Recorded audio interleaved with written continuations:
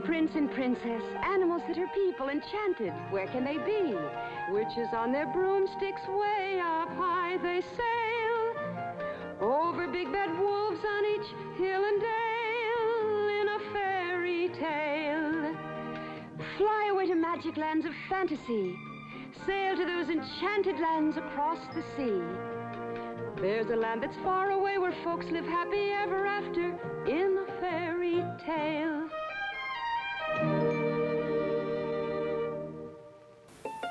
From the pen of Hans Christian Andersen, the tale of Thumbelina.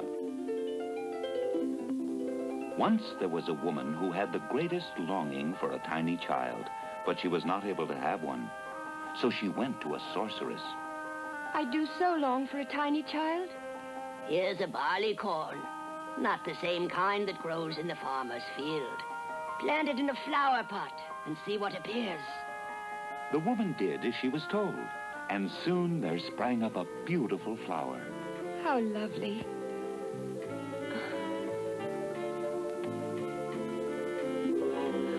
My child. She was called Thumbelina. Her cradle was a smartly varnished walnut shell. She slept in it at night. But during the day, much to the woman's delight, she played about on the table. Oh!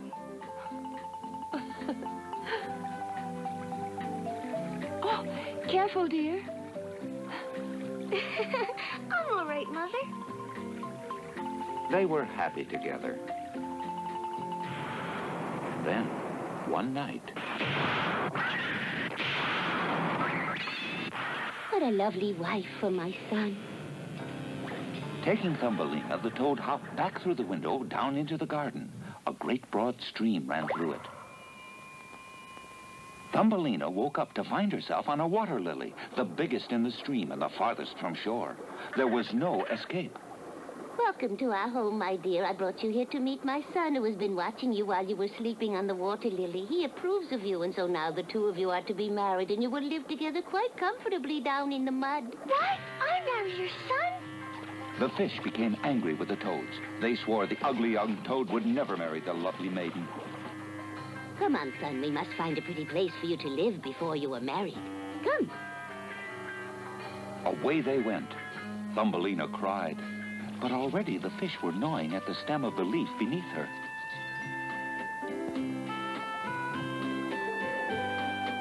When she realized that she was floating away from the toads, Thumbelina was very happy. Butterflies took hold of her sash and pulled her faster and faster toward home.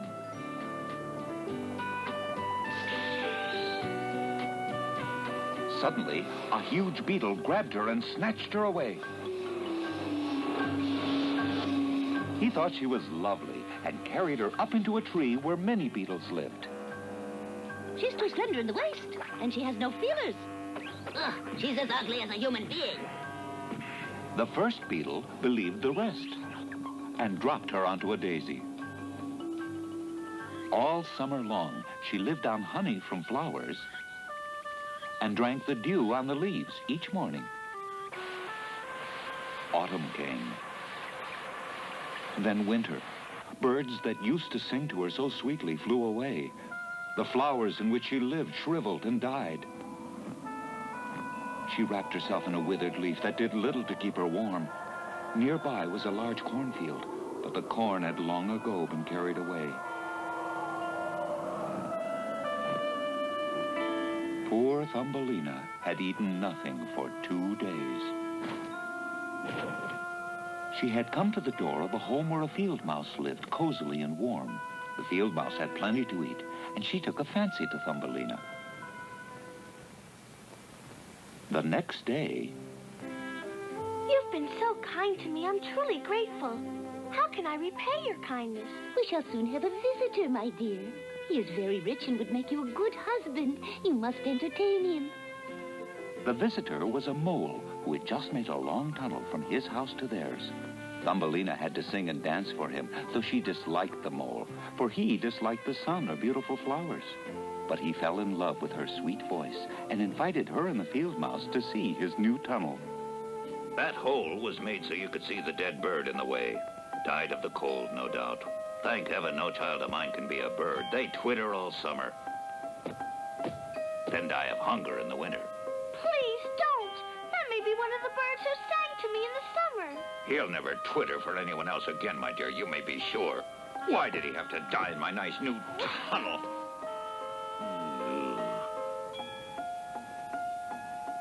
Unable to sleep that night, Thumbelina wove a blanket of hay. She carried it to the bird, still lying under the hole in the roof made by the mole, and covered him with it, so that he might have a warm bed.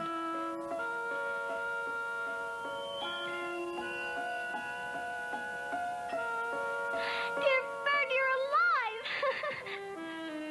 Thumbelina covered the hole with dried leaves and scooped up snow that would melt into water for the swallow to drink. Beneath the snow, she found seeds for the bird to eat. All through the winter, she nursed the bird, telling no one about it. At last, it was spring. Sweet Thumbelina, my injured wing is better. Now I have the strength to fly out into the sun. Won't you come along? You can sit on my back and we'll fly into the green woods. Thumbelina had grown fond of the swallow, but she said, No, I can't. I must stay. Thumbelina had not told the mole or the field mouse about the bird, for they did not like him. Now she thought of the field mouse. She knew the good creature would grieve if Thumbelina were to leave her like that. Goodbye, Thumbelina! Goodbye. Soon after, the tiresome mole, bearing a fine gift of food, said he would like to marry Thumbelina. The field mouse thought that was a splendid idea. No, I won't have a tiresome mole for a husband. Fiddlesticks, you should be thankful to have such a fine, rich husband as the mole. When the summer has come to an end and the autumn sun no longer is burning so bright, your wedding gown must be finished and you shall be married to the mole, Thumbelina. All summer long, spiders were spinning silk for the wedding dress. By autumn, all of Thumbelina's outfits were ready. She was to live underground with the mole, never to see the sun again.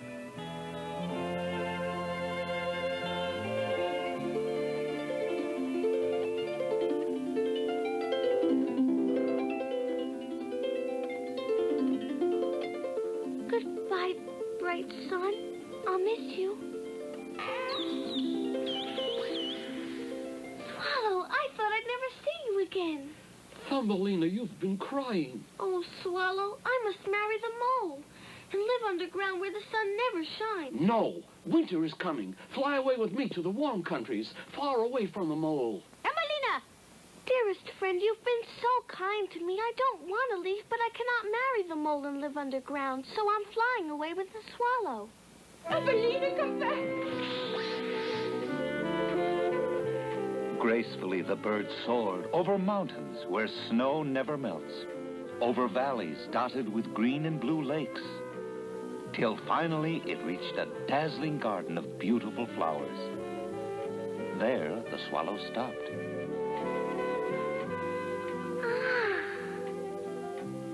Welcome home, Thumbelina.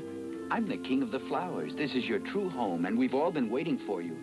Then Thumbelina understood. In each flower lives a tiny angel. She had come from a flower. She, too, was an angel. The king fell in love with her the moment he saw her, and she with him. Now it was time for the swallow to leave. With a heavy heart, he called, Goodbye, Thumbelina. You who once saved my life, I will remember. Goodbye. Goodbye, dear swallow. The swallow had grown fond of Thumbelina himself, but he knew she was meant to be queen of the flowers.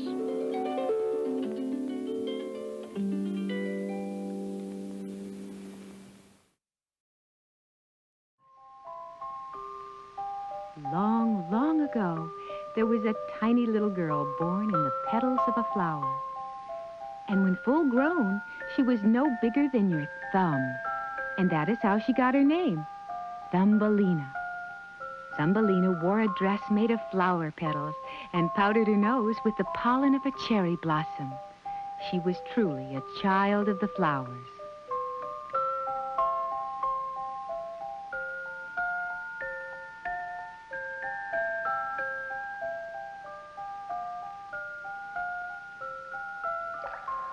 During the day, she would play in her boat made from a tree leaf.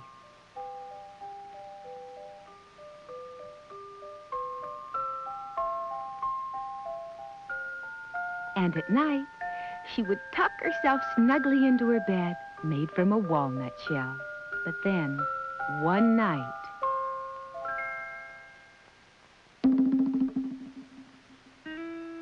Rabbit? Oh, what a lovely girl. My, wouldn't she make a fine bride for my son?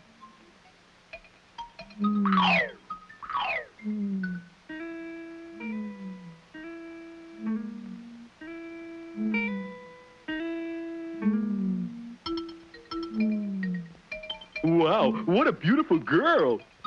I knew you'd like her, Ribbit. And I want you two to be married. Huh? Where am I? Oh! Hello, dear.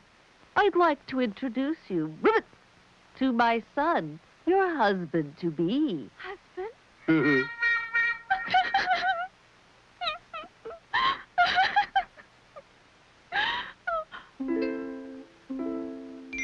The next day, Mrs. Frog left Thumbelina on a lily pad in the pond so that she could not run away before the wedding. Thumbelina was so sad. She just could not stop crying. The fish in the pond took pity on her and joined together to set her free.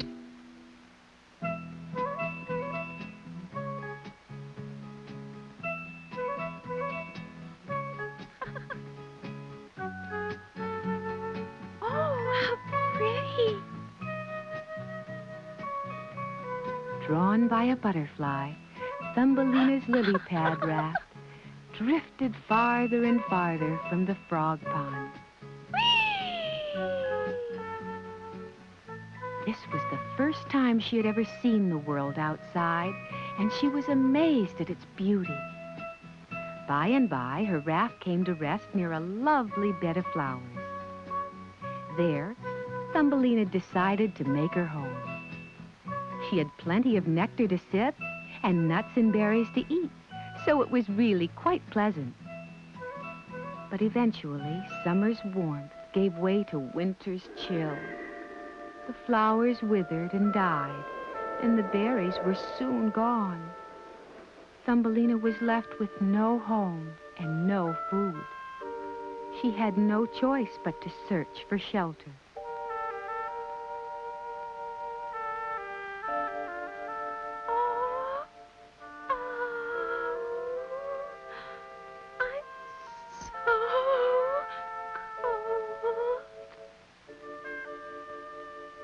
Finally, she could go no further. She lay down in the snow. Brr, how cold.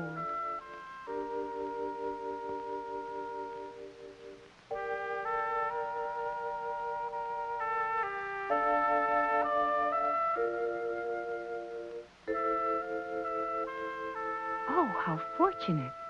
The good and kind Mrs. Mouse had found Thumbelina out in the cold and brought her safely into her snug and warm little den beneath the snow.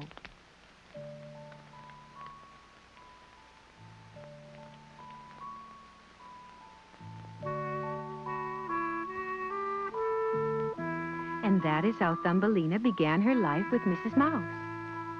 To repay her for her kindness, Thumbelina worked very hard all winter long, helping Mrs. Mouse with the housework and the cooking. On her part, Mrs. Mouse quickly grew to love Thumbelina, just as though she were her own daughter. It was a good life for both of them, and they were both very happy. But one day, they had a visitor, the mole that lived just down and under the lane. Huh?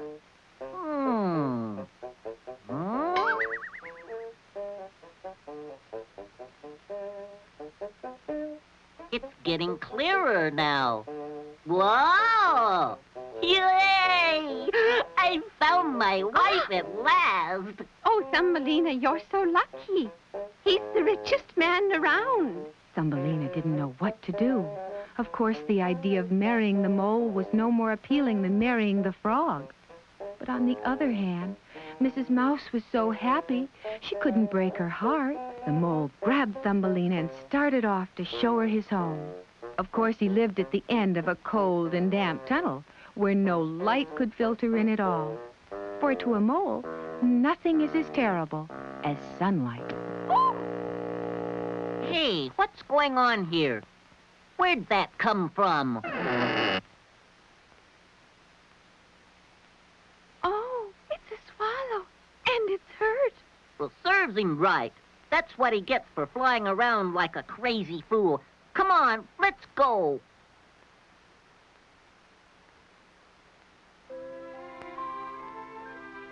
At her first chance, Thumbelina snuck back to the wounded swallow, covered him with straw, and did her best to make him comfortable. Oh, my poor, poor little swallow. And soon a wonderful thing happened. Oh, he's alive! He's alive! From that day on, Thumbelina did her best to tend his injured wing and nurse him back to health. Hurry and get well. And just as the first blossoms of spring were bursting forth, the swallow had recovered enough to take to the skies again. But before leaving, he thanked Thumbelina and vowed to repay her one day for her kindness. But springtime also meant that it was time for her marriage to the mole. Oh, dear. If Thumbelina marries him, she may never see the sun again.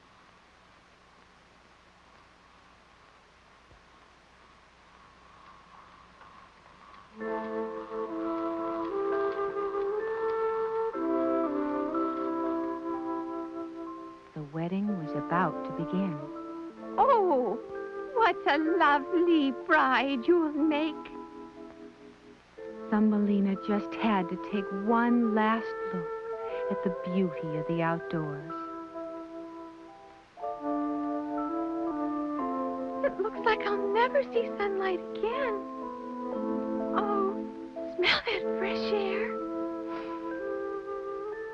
The springtime sun was strong and refreshing, and a cool breeze caressed the thousands of flowers in the meadow. But this may be Thumbelina's last chance to experience these joys. The flowers are so lovely, and the sun is so warm. How sad.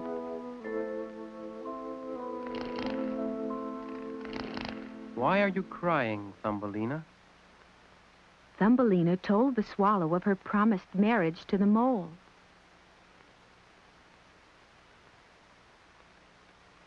Where's my bride?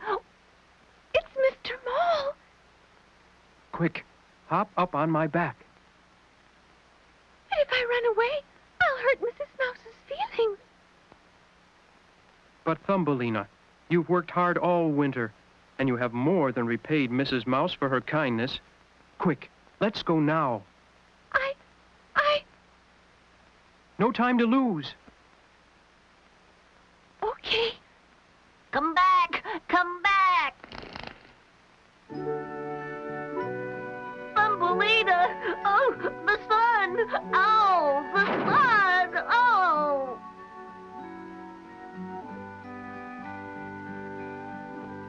And so the swallow carried Thumbelina farther and farther away, soaring gracefully through the clouds until they reached the magic land of flowers where she had been born.